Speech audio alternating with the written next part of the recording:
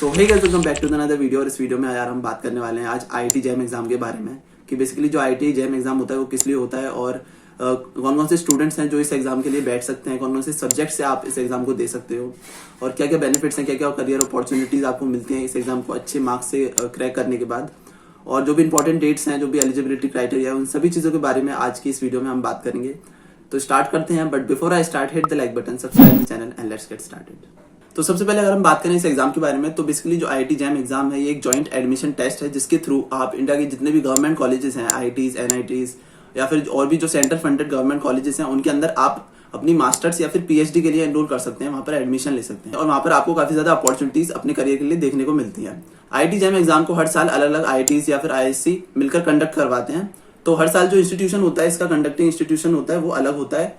इसीलिए आप ये भी कंसिडर कर सकते हो कि जिस साल जो इंस्टीट्यूट इस एग्जाम को कंडक्ट करा रहा है वो कौन से ज्यादा टॉपिक्स हैं जिनके ऊपर एग्जाम में क्वेश्चंस आते हैं, या फिर उसका फेवरेट ऐसा कोई टॉपिक या फिर कॉन्सेप्ट है जिससे रिलेटेड जो है क्वेश्चंस एग्जाम में पूछे जाते हैं। आप ये भी चीज कंसिडर कर सकते हैं जब आप तैयारी कर रहे हो। ठीक है, नाउ नेक्स्ट अगर हम देखें कौन कौन से पेपर्स हैं जिनके थ्रू हम इस एग्जाम में बैठ सकते हैं, कौन कौन से सब्जेक्ट से इस एग्जाम में हम बैठ सकते हैं, तो उसके अंदर आते हैं biotechnology, geology, mathematics, physics, economics, chemistry और मैथमेटिकल स्टैटिस्टिक्स। तो इन सातों में से आप किसी भी एक सब्जेक्ट से इस एग्जाम के अंदर बैठ सकते हो। फॉर एग्जांपल अगर आप मैथमेटिक्स से इस एग्जाम को दे रहे हो तो आपको मैथमेटिक्स का जो ऑफिशियल सिलेबस है वो देखना पड़ेगा इसकी वेबसाइट पर, देन आप उसके लिए जो प्रिपरेशन है वो स्टार्ट कर सकते हो। आप इसको सिंगल पेपर से भी दे सकते हो और आप इसको 2 सब्जेक्ट से भी दे सकते हो, और फिर देन आप ये कर सकते हो कि जिस भी पेपर के अंदर आपके मार्क्स ज्यादा हैं आप उस चीज में आगे अपनी जो मास्टर्स है या फिर अपनी जो पीएचडी है वो आप उसके लिए एडमिशन ले सकते हो कॉलेजेस में। ठीक है, नाउ नेक्स्ट अगर हम बात करें एलिजिबिलिटी क्राइटेरिया की, तो सबसे पहले जो भी कैंडिडेट है वो ग्रेजुएट होना चाहिए या फिर वो अपने जो ग्रेजुएशन है उसके लास्ट ईयर में होना चाहिए, तो वो जो है एलिजिबल है इस एग्जाम के लिए। नेक्स्ट अगर इसके कुछ इंपॉर्टेंट डेट्स के बारे में हम बात करें तो सितंबर के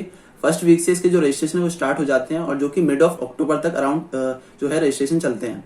इसका जो एडमिट कार्ड है वो आपको जनवरी के लास्ट वीक तक मिल जाता है। फरवरी में जो है एग्जाम कंडक्ट कराया जाता है एंड देन इसका जो रिजल्ट है वो मिड ऑफ मार्च के बाद डिक्लेयर हो जाता है, अराउंड होली के आसपास इसका जो रिजल्ट है वो आ जाता है। ठीक है, नाउ नेक्स्ट अगर हम बात करें नंबर ऑफ सीट्स की, तो इसके अंदर टोटल 3000 सीट्स हैं। जितने भी सरकारी कॉलेज हैं, आईआईटीज, एनआईटीज और जितने भी सेंट्रल फंडेड सरकारी कॉलेजेस हैं, जो भी टोटल 7 सब्जेक्ट्स हैं जिनके थ्रू आप आईआईटी जैम एग्जाम में बैठ सकते हो। तो सब्जेक्ट वाइज इन्होंने स्पेसिफाई नहीं किया है कि कितनी सीट्स हैं, लेकिन टोटल इन्होंने यही बताया अभी तक कि 3000 सीट्स जो हैं सारे गवर्नमेंट कॉलेज में मिला के, इन 7 सब्जेक्ट्स को मिला के जो है 3000 सीट्स हैं। ठीक है, नाउ नेक्स्ट अगर हम बात करें इसके एग्जाम पैटर्न के बारे में, तो जो एग्जाम है वो 100 मार्क्स का होता है, 3 घंटे का ड्यूरेशन होता है, मतलब 180 मिनट्स, और आपको 60 क्वेश्चंस जो है सॉल्व करने होते हैं 180 मिनट्स में। मींस आपके पास एक क्वेश्चन के लिए एग्जैक्ट 3 मिनट होते हैं सॉल्व करने के लिए एग्जाम के अंदर। अब इसके अलावा जो एग्जाम पेपर है वो टोटल 3 सेक्शन में डिवाइड होता है, सेक्शन ए, बी और सी।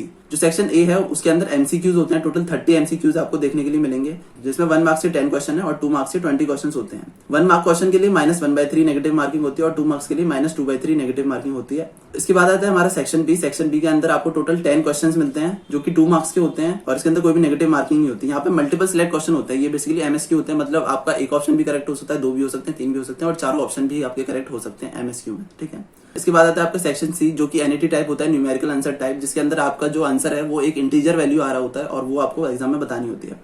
इसके अंदर टोटल 20 क्वेश्चन आपको मिलते हैं। जो 10 क्वेश्चन है वो 1 मार्क्स के होते हैं और बाकी के जो 10 क्वेश्चन होते हैं वो 2 मार्क्स के होते हैं और कोई भी नेगेटिव मार्किंग इसके अंदर नहीं होती। ठीक है, तो इस तरीके से जो एग्जाम वो 100 मार्क्स का है, 3 घंटे का पेपर होता है, 60 क्वेश्चंस आपको वहां पर मिलते हैं 3 सेक्शन के अंदर, ए, बी, सी। ठीक है, तो बेसिकली हम ये देख सकते हैं जो स्कोरिंग सेक्शन है वो आपका सेक्शन ए जो है वो काफी स्कोरिंग सेक्शन हो जाता है, क्योंकि वहां पे नंबर ऑफ क्वेश्चंस भी ज्यादा है और एमसीक्यू है आपके जो कि कंपैरेटिवली इजी होते हैं एनईटी और एमएसक्यू के कंपैरिजन में। ठीक है, तो सेक्शन ए जो है वो आपका स्कोरिंग सेक्शन हो सकता है इस एग्जाम के अंदर। नाउ नेक्स्ट अगर हम बात करें इसके अपॉर्चुनिटीज के बारे में, तो सबसे जो बेस्ट चीज है इस एग्जाम के बारे में वो ये है कि आप इस एग्जाम को क्वालिफाई करने के बाद आप जितने भी रिकॉग्नाइज इंस्टीट्यूशन है, बड़े बड़े आईआईटीज हो गए, एनआईटीज हो गए या फिर जो भी सेंट्रल फंडेड गवर्नमेंट कॉलेजेस है, आप वहां से अपनी एमएससी और पीएचडी कर सकते हो। देन फिर उन कॉलेजेस में जाके आपको अच्छा एनवायरनमेंट मिलता है, वहां से आपके पास और भी कई ज्यादा अपॉर्चुनिटीज होती हैं। आप अपने जो रिसर्च फील्ड में आप अपना अगर करियर बनाना चाहते हो तो वहां से आपको काफी सारे ऑप्शन मिलते हैं, बहुत फैसिलिटीज वहां पर आपको मिलती है ऐसे कॉलेजेस में, और काफी अच्छा एनवायरनमेंट वहां पर आपको मिलता है। जो भी प्रैक्टिकल लर्निंग होती है वो बहुत अच्छी होती है, वहां पर आपको best faculty, best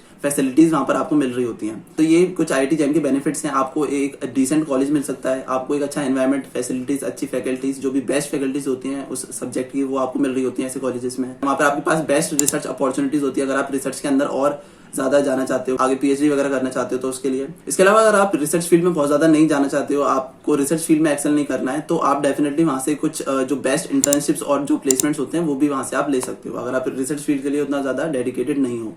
so I think जो भी इंपॉर्टेंट चीजें थी वो मैंने इस वीडियो में कवर कर ली है आईआईटी जैम एग्जाम से रिलेटेड। और बाकी इसके अलावा कोई भी आपको डाउट है तो डेफिनेटली आप कमेंट सेक्शन में मेंशन कर सकते हो, और अगर वहां पर भी आप थोड़ा सा हेजिटेट करते हो तो डेफिनेटली आप मेरे को इंस्टाग्राम पे मैसेज कर सकते हो, मैं वहां पर भी आपको रिप्लाई कर रहा हूँ, ठीक है। इसके अलावा ऐसी और भी करियर रिलेटेड इन्फॉर्मेटिव वीडियोस के लिए आप चैनल को सब्सक्राइब करें और जो बेल आइकन है उसको भी ऑन कर दें ताकि आने वाली जो वीडियोस हैं उनका नोटिफिकेशन आपको मिल सके। और बाकी इस वीडियो में इतना ही, फिर मिलते हैं नेक्स्ट वीडियो में। Till then take care, keep preparing for the IIT JAM and I will see you in the next video.